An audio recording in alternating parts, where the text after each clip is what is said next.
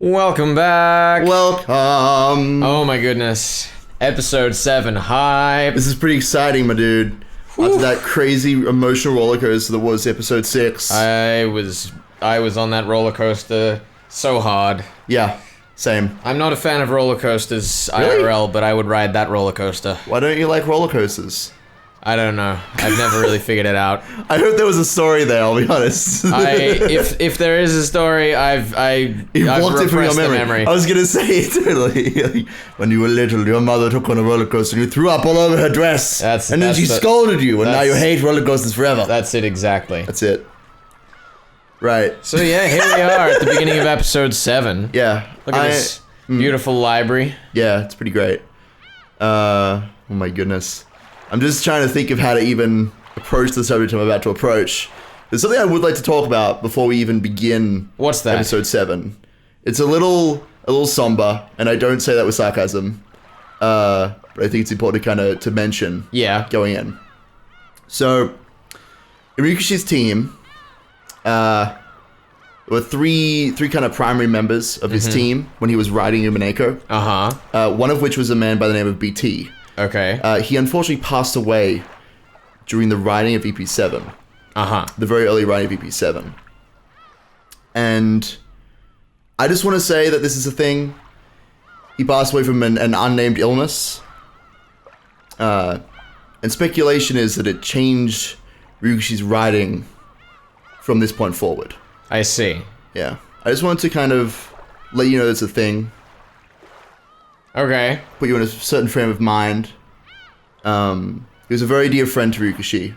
One of the primary people that he started writing for initially. A person very near and dear to his heart. And I think that having that context might frame some of what we're about to experience for you. Alrighty. Sounds interesting. We'll see how that plays out. I'm sure, knowing Ryukushi's history as a horror writer, that it will only be good things. Only be good things. But Here we go. We shared the name last time. Requiem. Spoilers. You ready? I'm ready to narrate. Read it, my dude. Episode 7, Requiem of the Golden Witch. Good morning. Scheduled for today is the funeral of the Golden Witch and her game. The days of the game are already over, and nothing remains but fond memories. Here the cold, hard truth will be revealed, and death will come to the game. There is a bit of difficulty to this one. A bit of difficulty. So yeah, right out the gate. Oh boy. That's why, yeah. So we get into it, my dude. I have absolutely no clue really what we're going into. You can see probably on the forums, which I guess I'll link, and also in the podcast, which I guess I'll link. I had a few ideas going into this, talking about like maybe who was writing, maybe like what the story we're trying to tell is, but they're all pretty well shots in the dark. Yeah, that's fair. That's how it goes, I guess. I guess I'll take over narrating from this point. This will be fun. Earth to earth, ashes to ashes, dust to dust. That was Bern's line at the last tea party, right? I believe it was. Illusions to illusions. That wasn't. And dreams to dreams. That also wasn't. A dream is something drawn in the sand between the coming and receding waves. Something so fragile that it's wiped blank every time a wave comes in. So, the heartless might sneer, saying that drawing such things is useless and meaningless. However, no wave will ever come again to wipe away the dreams she drew. Ah, this would be you, my friend. I've been a fool. That's alright. And now that final, beautiful dream of hers will not disappear for all eternity. Okay. Let me know when you think you know who's talking right now. I think... because you didn't say a character's name, I'm assuming it's someone new. No. Huh? No. It's Battler. Oh. I guess. This must be Battler. Sure. Come, try and picture it. It's as though the rays of the gentle afternoon sun on a warm spring day simply forgot to grow dim ever again. And truly is such a wonderful thing. Witness to your final dream. Oh. What? What? What? Maybe not. Maybe not? 5 I points. am so confused right now. 5 points. Yeah, 5 points. It's interesting. Ooh, we were in territory that I barely remember. I'm glad that you're caught up to date and have done your research. Clearly. Wow. Because I had a moment where I was like, clearly this is Battler, and then I was like, oh wait, no, I guess not. Interesting. The suspects were gathered in a room, and several inquisitors of heresy were reporting on the results of their investigation. Oh my god, the soundtrack sounds so different with these headphones. Their uniforms closely resemble those of the Eiserne Jungfrau. Is that correct? That was what Vice told me. But they were slightly different. Also different with the badges signifying their department. Then came the sound of someone clapping their hands at once. Hands once, even. It was the lead female inquisitor. She was announcing that all reasoning had been completed. As has been shown, it is all quite clear. Know that the preceding logic has proven the non-existence of your alibi.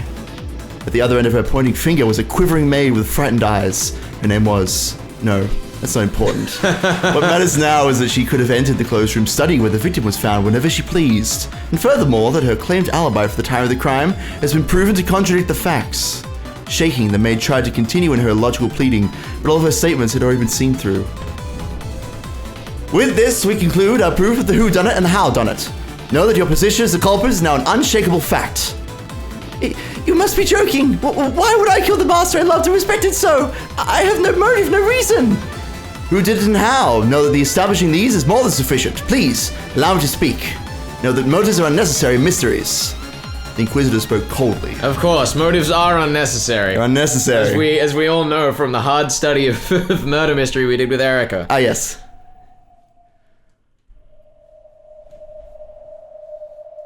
So it was Vigilia. That's very interesting to me. Anyway, after finishing her witch's prayer, Vigilia stepped back from the coffin, which lay on an altar bedecked with many beautiful roses.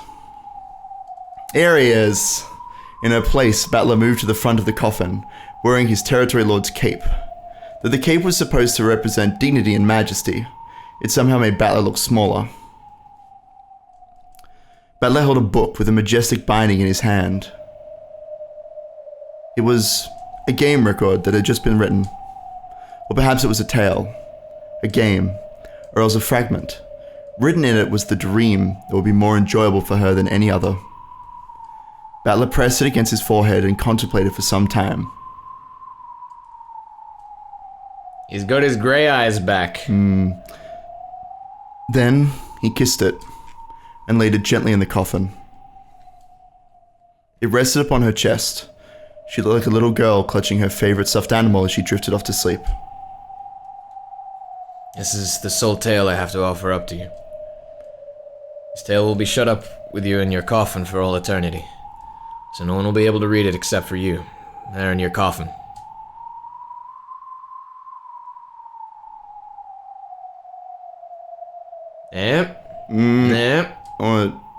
Yeah. Shut away in the cat box. The only unchanging, inviolable, eternal tale. This way no one will be able to defile it. No one can deny it, and no one can argue against it. This is just between me and her, just the two of us. Our one and only certain truth. In before Bern steals it away. Let's get back, dude. Those bastards. A man dashed through a town wrapped in twilight. The daytime hustle and bustle of this beautiful village, which combined the traditional with the orderly and the classic style of the last century, now seemed like a mere dream. I'm so lost right now. That's okay. The orange setting sun was already hidden behind the clock tower, and the narrow alleyway was rapidly descending into darkness. As the gas lights began to turn on, they only made the darkness of the twilight stand out all the more. The man sprinted. There was no time. He had to hurry. He'd had several experiments to do and things he had to check, and it had all taken longer than he expected. I've always seen this character. So this is New Boy? Oh no. Yep, I believe so.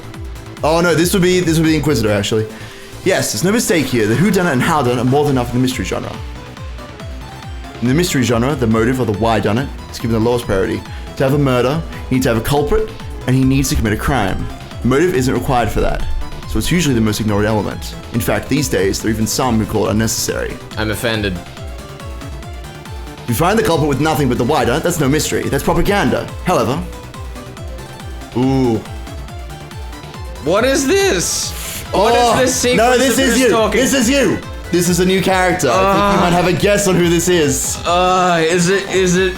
It's a new character that you're preparing a voice for. Okay. God, I can't believe how lost I am. This is great. I can't remember when I felt this lost about who was talking. Oh my god. You have a voice for this character, my dude. Listen, I had a voice for this character, but I was told it was awful. No, it would be great. No. It would be a beautiful voice, No, I'm sure. it won't be. So instead I'm gonna do another voice we've heard already. Are you? Yeah. Alright. You know, the one I used for the man from 19 years ago? Oh, alright. However, just because of that fact, it doesn't mean you can neglect the motive, the heart. Oh, this is gonna be good.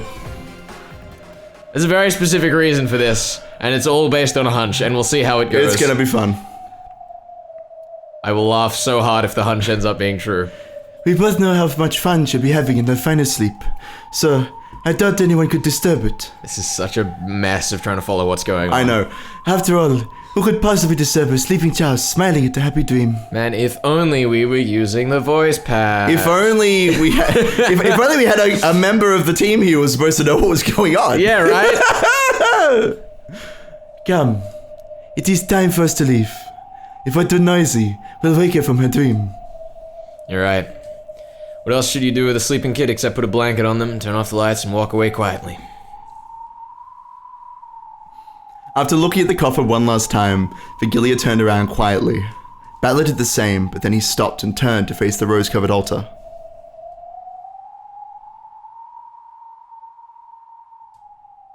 Battler offered up his final words within his heart. As long as those words didn't leave his mouth, no one would be able to know what they were. However, those words at the heart caused Battler's expression to change several times. At first, he frowned sadly, then his face clouded with remorse and then changed to a bitter, exasperated smile. It flashed through several varied expressions. Then, the final expression that crossed his face was, surprisingly, a gentle smile. Something rose to Battler's lips. However, he bit it back down. There could certainly be no words to describe the many feelings he kept in his chest. So, saying anything aloud would probably be crude. Battler understood this and stopped himself from speaking once more with a wry smile. Thank you. Oh, they have done nothing to deserve your gratitude. I'll leave the rest to you. After seeing Vigilia nod back at him, Battler turned away from the altar one more time and left the chapel. Vigilia also disappeared, and with that, all disturbances that might have interrupted her blissful sleep had vanished. Really just going ham on the cutting back and forth here. The Inquisitors of Heresy listen with calm, no, scornful gazes. They listen to the frantic babbling of the maid accused of murdering her master. Before we move on, Yeah. is there anything new in tips before we... I don't know, let's see. Okay, so we got... Everything seems fine here. Although Bern's a bit different. Bern's was a bit different. The Witch of Miracles and Miko to the Witch of Theatre going. In the 7th game, she conducts Beatrice's funeral. She was defeated in the previous game, making her the loser. She's proclaimed that she'll tear out the guts of Beatrice's game to satisfy her irritation. And yet... Okay, so yeah... So that's a bit different. Funeral's about to be Oh, okay. There's no one there. It's been a while since we've had this. Yeah, this is a weird opening. I apologize for the mix-ups with the voices, but by God, this is a weird opening. Yeah. I mean, all of them are weird, but this one especially so. However, nothing she said could bury the fault in her own alibi. They were all mere emotional arguments. I loved and respected the master so much, I had no motive for killing him. No matter how much he spoke, it only made her look more and more like the floundering true culprit struggling pathetically. The requirements for the whodunit and howdunit had been satisfied.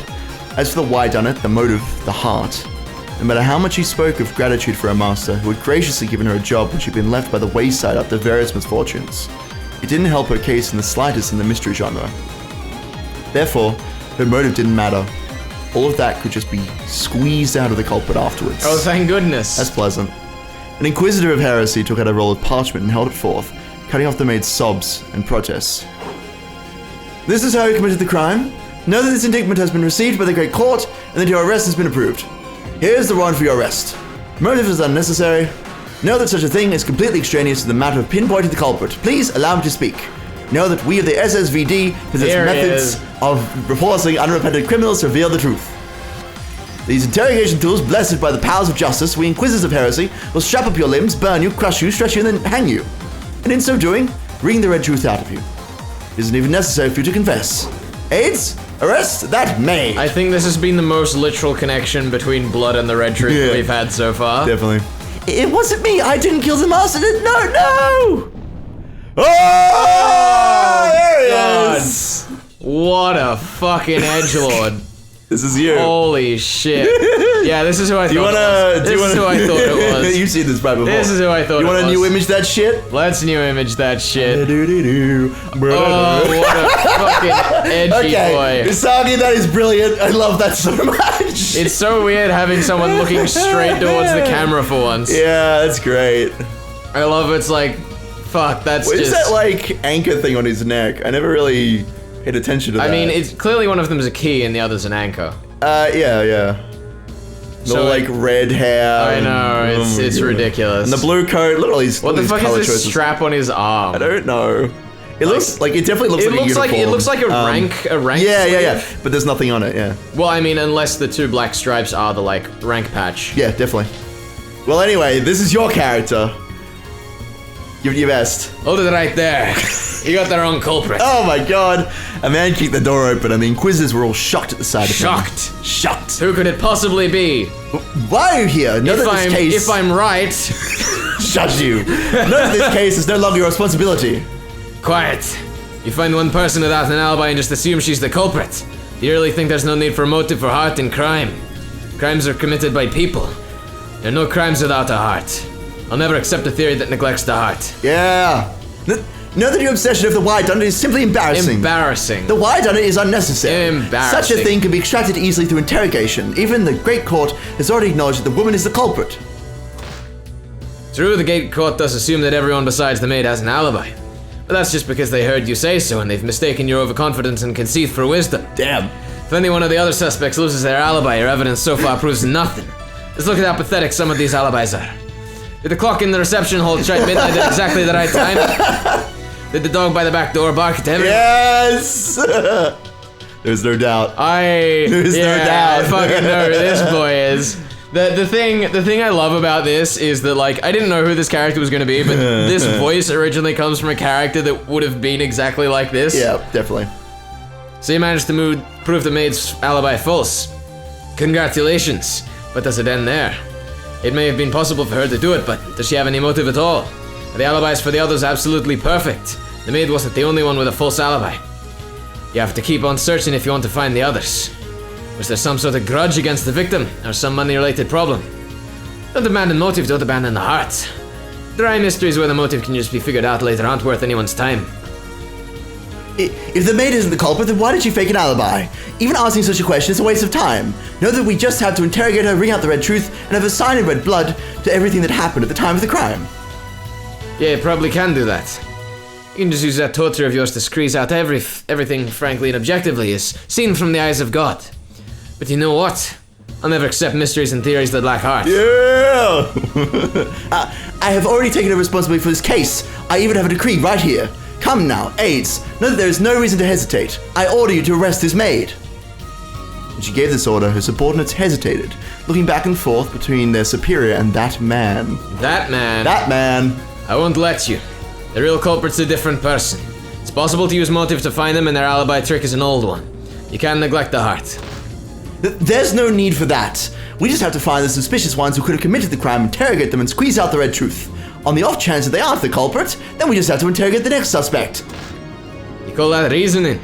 Stand back. We will arrest that woman. Know that this maid is the culprit. Oof. Are you ready for this shit? It's forbidden for a servant to be the culprit. Yes! Oh god! Van Dyne boys! Dyne hype! What did you say? Words of power blasts away the aides trying to arrest the maid.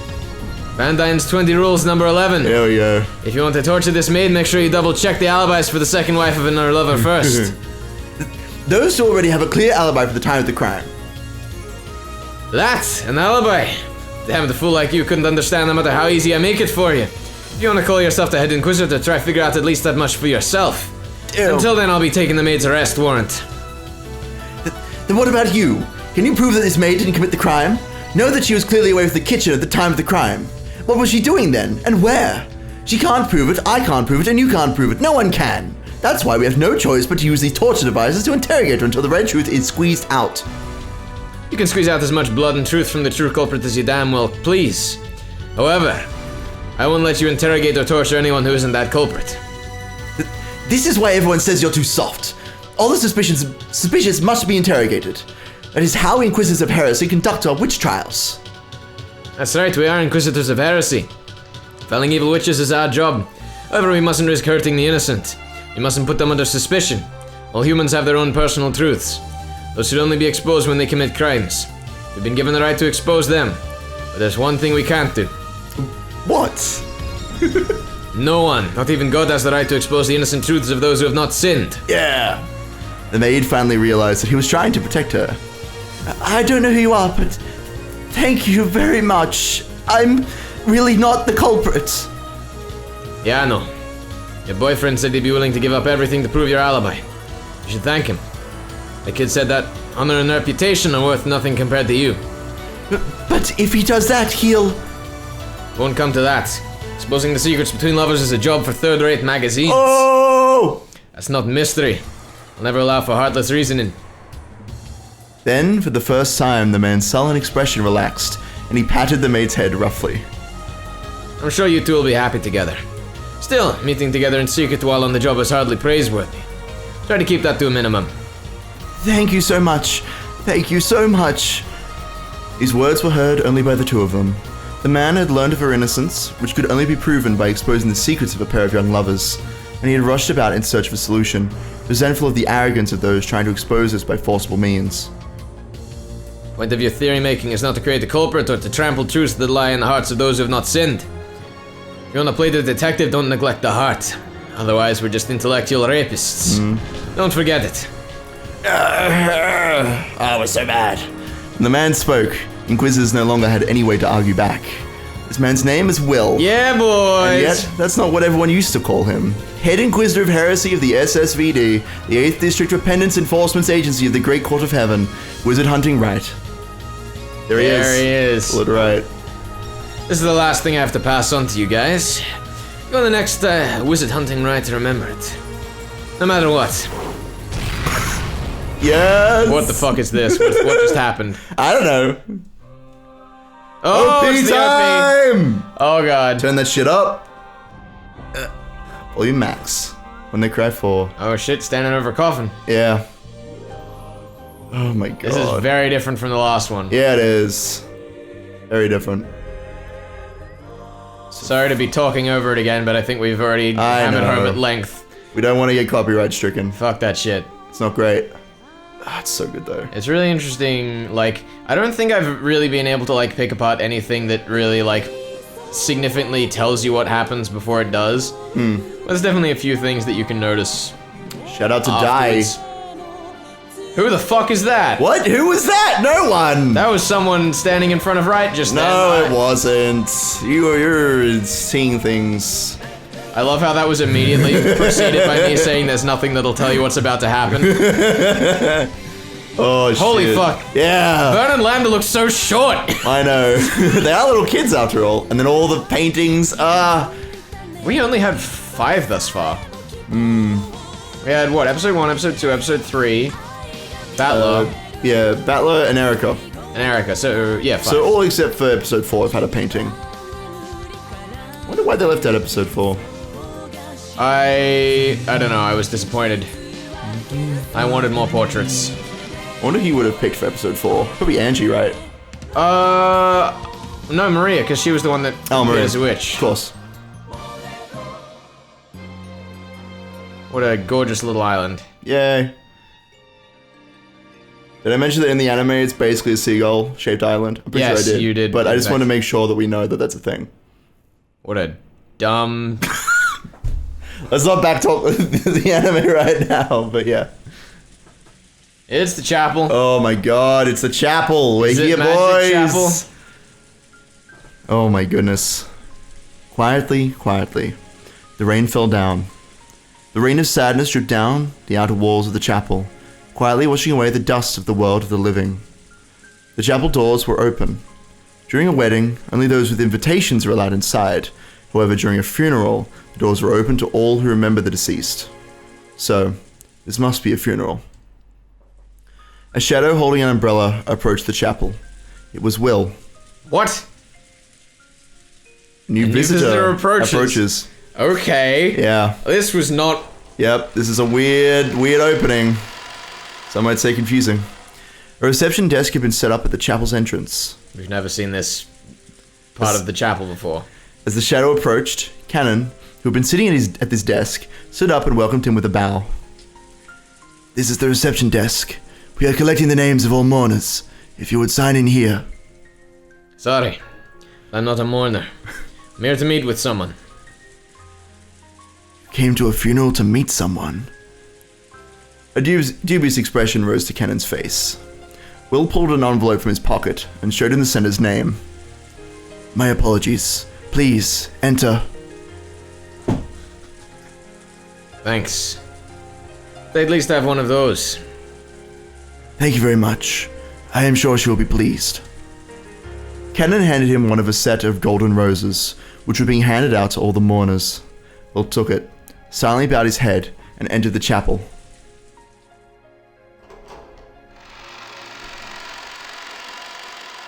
Inside the chapel, several people who appeared to be the family of the deceased were gathered, and they all seemed to be recalling memories of the departed.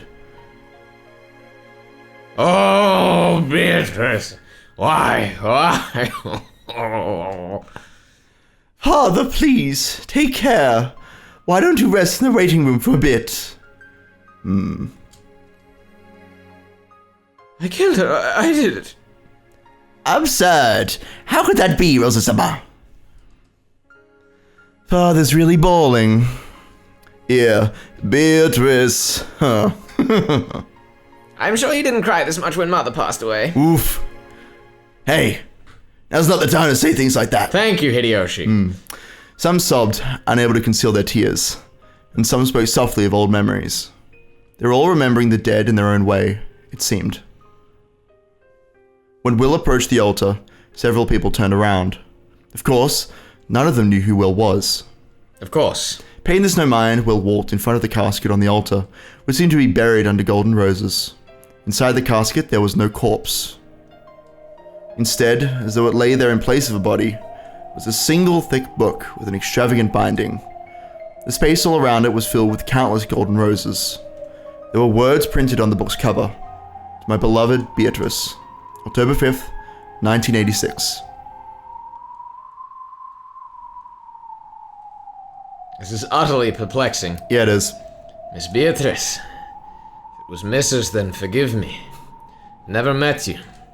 However, allow me to express my condolences. He took the rose he had received from the reception area and placed it in the casket. He had absolutely no connection to the woman called Beatrice. However, since he had come to visit a funeral, he had to show this minimum amount of respect for the dead. As part of this, Will prayed for the passage of the dead into the next world. I'm so fucking confused. This is like... I know. Almost as confused as I felt going into episode 1. I don't know if you want to break it down, but yeah, there's a lot of weird shit going on here. Kinzo is crying and mourning the death of Beatrice, but there's no corpse, and there's a book there, and there's... Clearly this is here. like... To me, it feels like a magic scene, where Battler's like almost made this lovely scene to remember his beloved or whatever. But then there's also the fact that Bern is supposedly conducting this funeral according to her tip. Yep. She's the game master. So I'm very confused. Pardon me, but who might you be? I'm Monsieur Mia Kraus. I'm serving as the chief mourner. This is my child, Leon. Pleased to meet you. I'm Monsieur Mia Leon. You want to take that tip?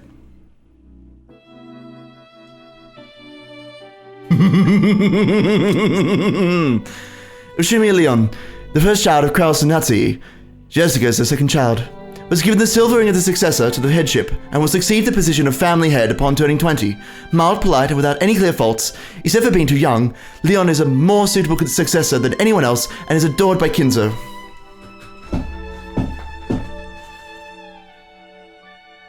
Okay, then. No comment. I think I know exactly what is going on here. What's going on, my dude? This is Seo if all the fucked up shit hadn't happened. You think so? I think so. Because, first of all, we've kind of established that Seo was probably Kinzo's child with his child Beatrice because families are great fun. And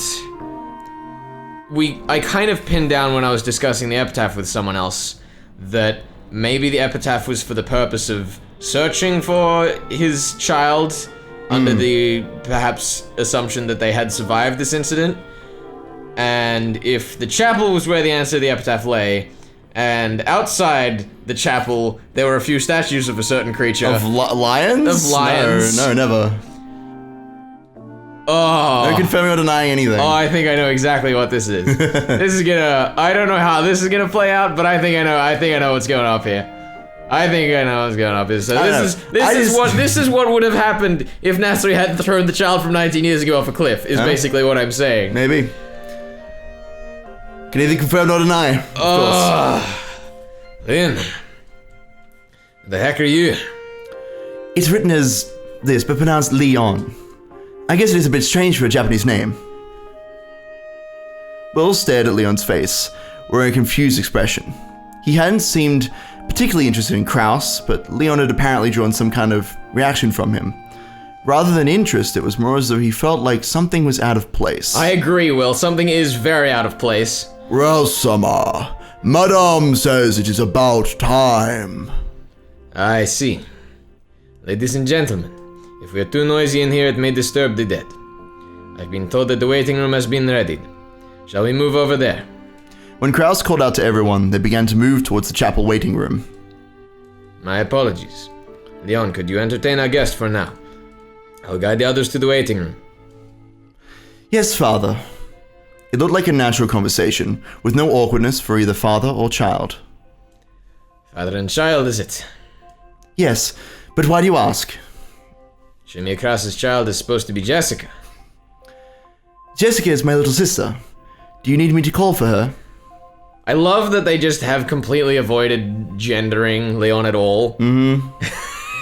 It's so intentional. It's so intentional. No, that won't be necessary. Apparently, some sort of game was already being played right off the bat. Scratching at his head with an irritated look on his face, Will glanced around. Pardon me, but what sort of relation did you have with the deceased? None at all. It's a real pain. Then why did you come to this funeral? Actually, we need the new images. Oh yeah, we totally do. We were so caught up in potential conspiracies. There he is. Oh my god. They are. There they are. What a fucking character model that is. I love the hair. I love that these two are like the only ones staring straight at the camera. That feels like a very explicit pairing. Especially considering the window we saw in the OP. Since Leon was a fairly mild person, Will's behavior was met with nothing more than a blank expression. A normal person would probably have put on a dubious look long before this. Of course, the fun thing about what I'm claiming is that supposedly Cannon is still outside the reception hall. Yeah, he is. So it's a bit of a stretch. But I mean, we've had plenty of stretches so far. Will scratched his head again and yelled angrily at someone other than Leon.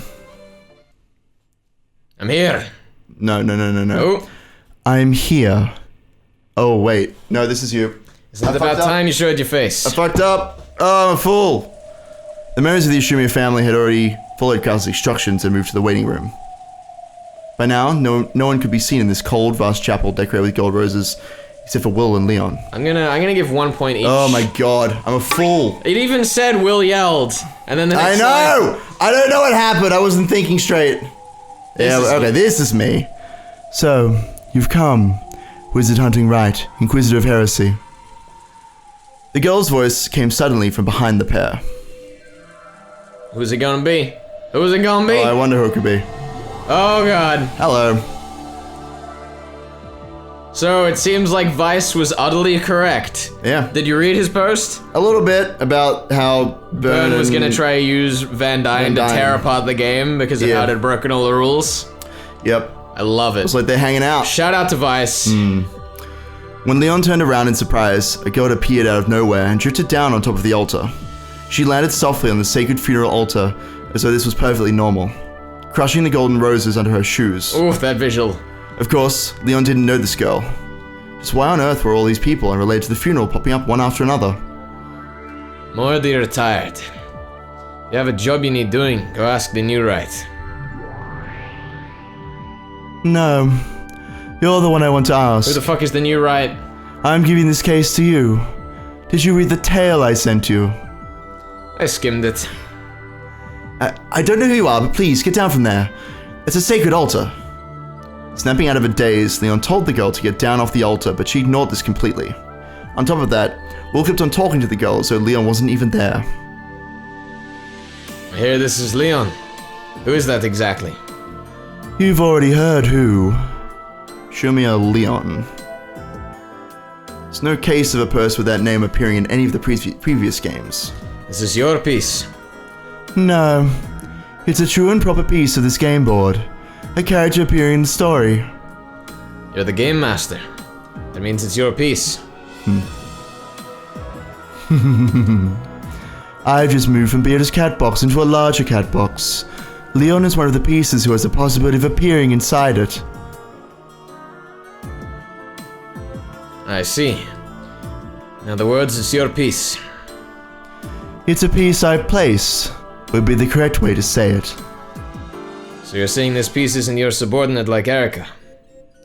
Erica? Who's that?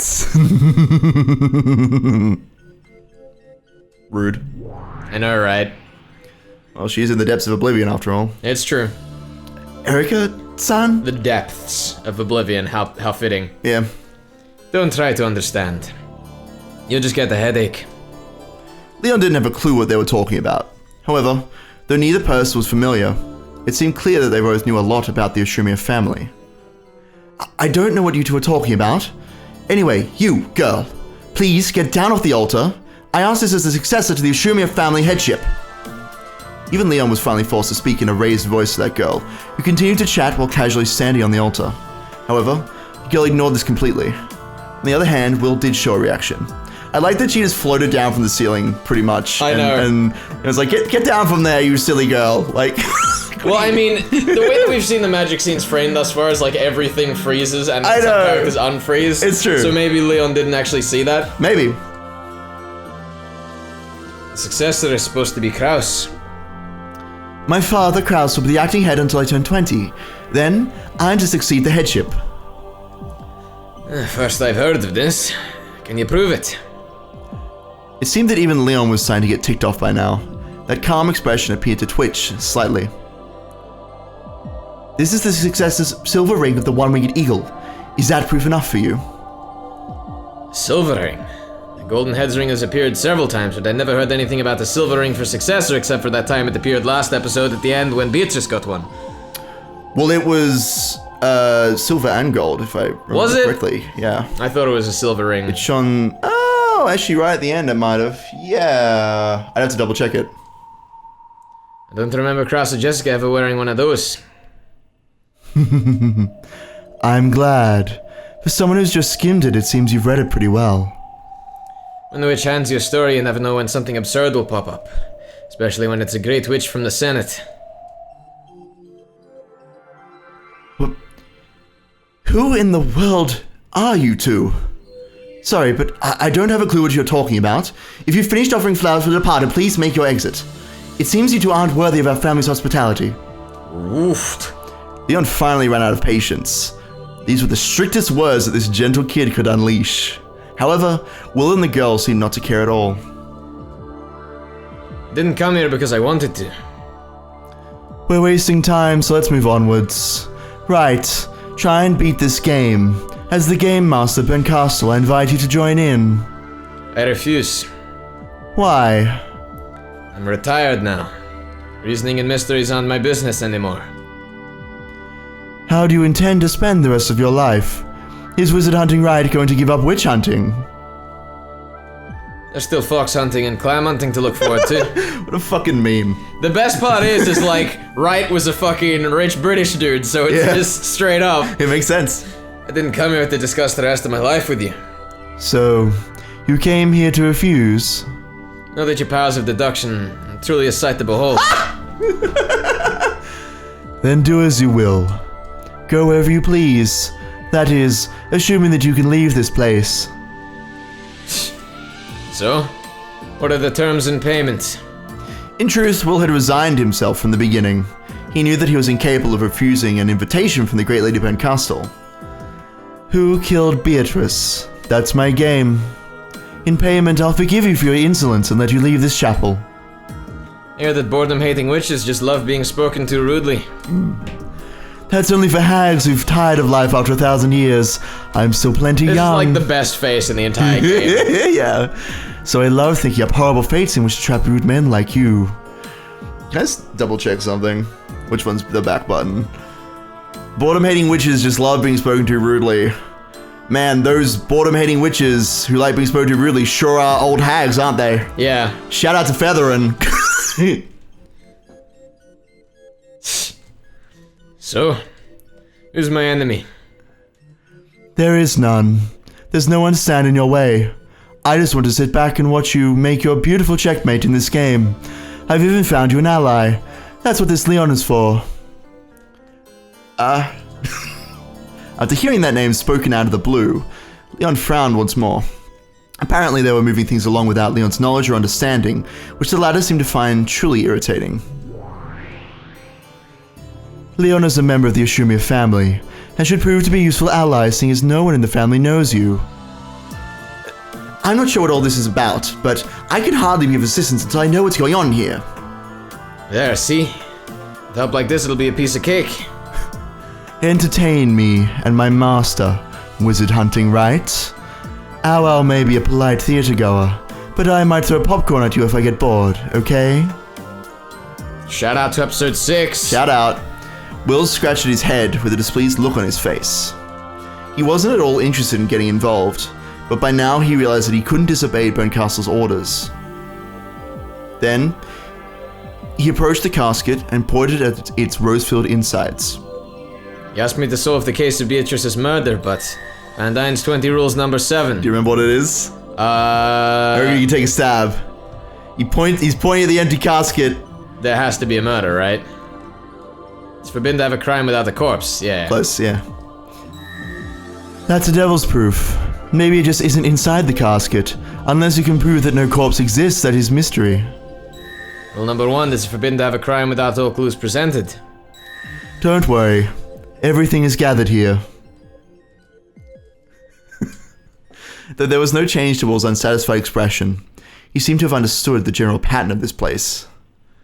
The simple fact that a mere inquisitor of heresy had been summoned by an uninhibited, fickle, cruel Great Witch of the Senate meant that he'd be treated as no more than a mere underling. All along, he possessed no way to refuse her. So who killed the owner of this empty coffin?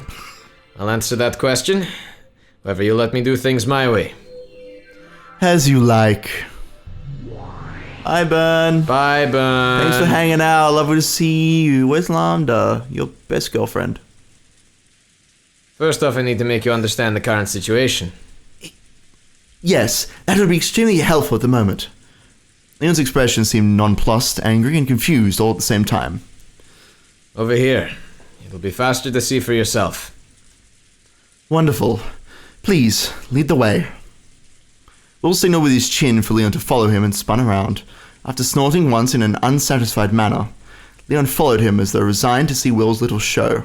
Actually, you know, the other thing that just occurred to me is that for Leon to already be marked as the successor probably means that they've already solved the epitaph. Maybe. I can either confirm or deny this.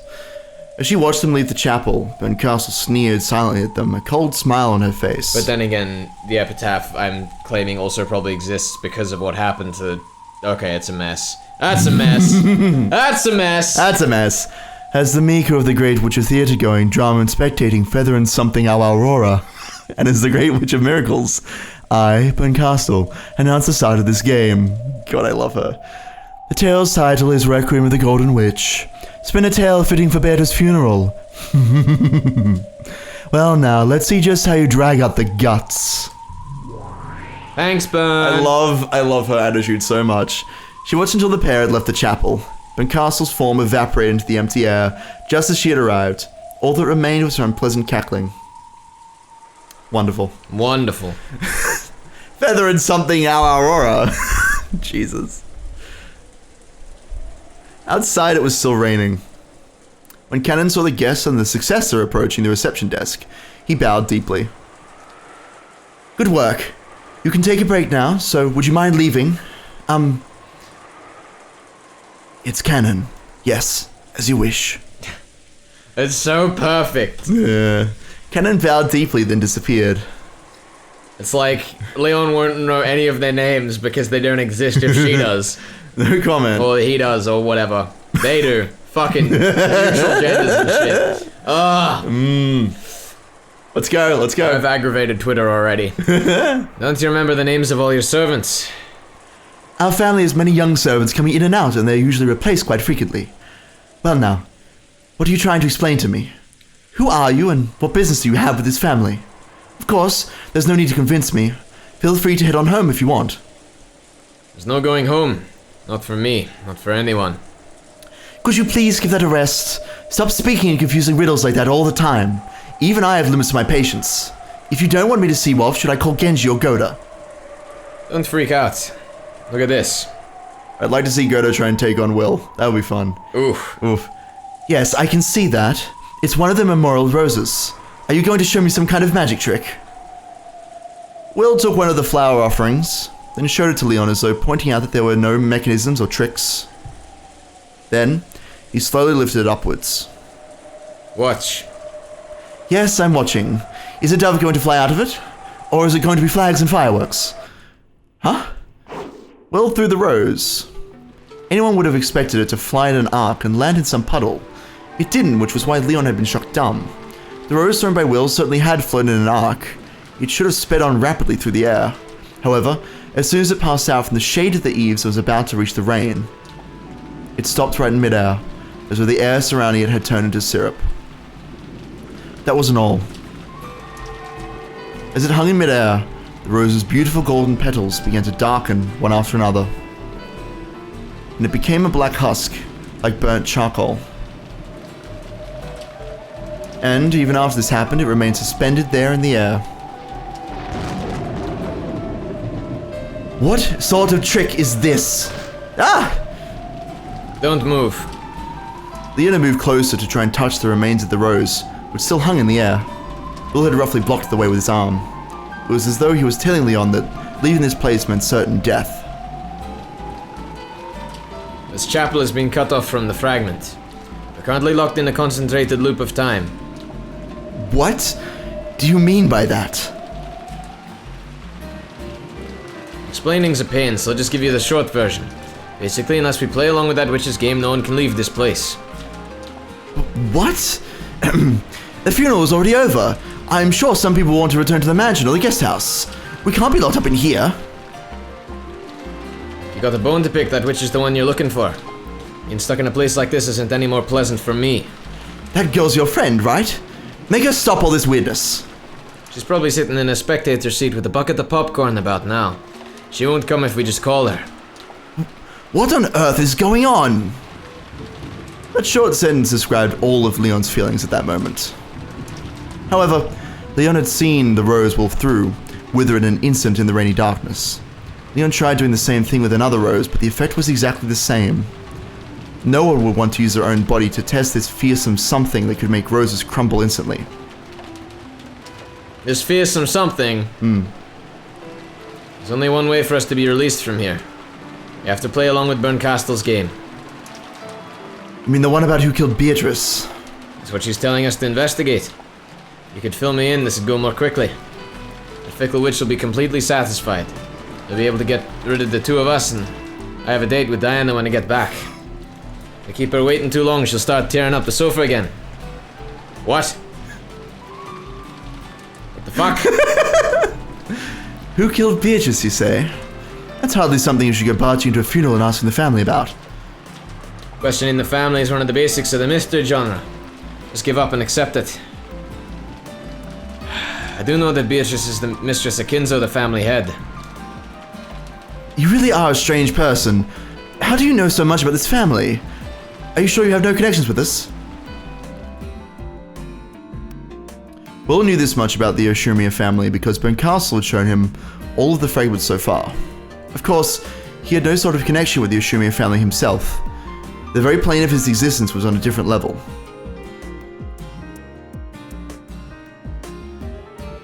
However, Beatrice died a long time ago.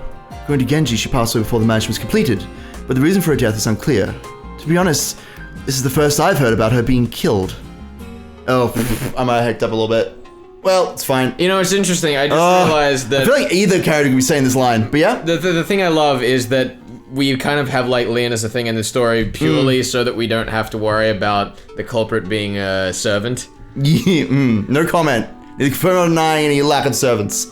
Tell me about it. Let's see. Yeah, definitely that was definitely a will of man. That's alright. 5 points. That's fine, 5 points. My name is Yoshimiya Leon. Willard. Call me Will. For the first time, Will introduced himself. Their mutual introduction was finally complete, and Leon was finally able to talk with him on an even footing. Actually, did we get a tip for Will? Probably. Yeah, we should read that. Where is he? There he is. Read him out. Willard H. Wright, member of the SSVD, the 8th District Repentance Enforcement Agency of the Great Court of Heaven, an Inquisitor of Heresy and a first-class Archbishop.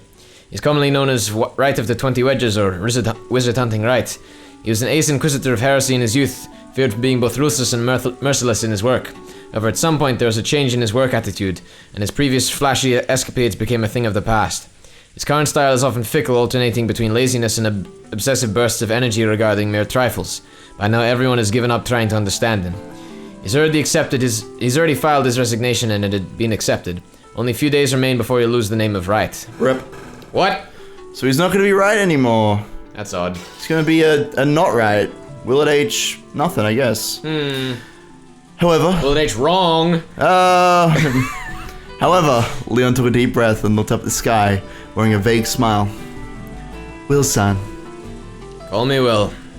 I'll call you Leon. Will? To be honest, even I don't know much about this person called Beatrice. I see. I guess it's called a game for a reason. If only Leon could have told him everything, revealing the truth without any effort from Will. Apparently things wouldn't be so easy after all.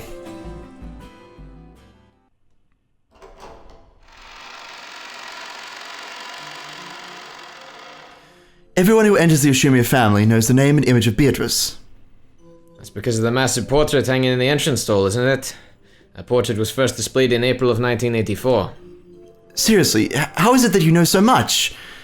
Well, it's about time I stopped finding that odd. I'm sure you'll just start speaking in riddles again. Leon was the successor and lived in the head household. They made conversations with Kinzo an everyday occurrence. Because of this, Leon must have been used to chatting with people who are moody or hard to follow. With the understanding that getting stuck on the details would be nothing but a waste of time, the conversation naturally fell into a pattern as though Leon and this unknown man Will were longtime friends. Everyone knows Beatrice, and yet no one knows her. Kinzo's the only one who's ever met her. The head seems to be particularly cranky today.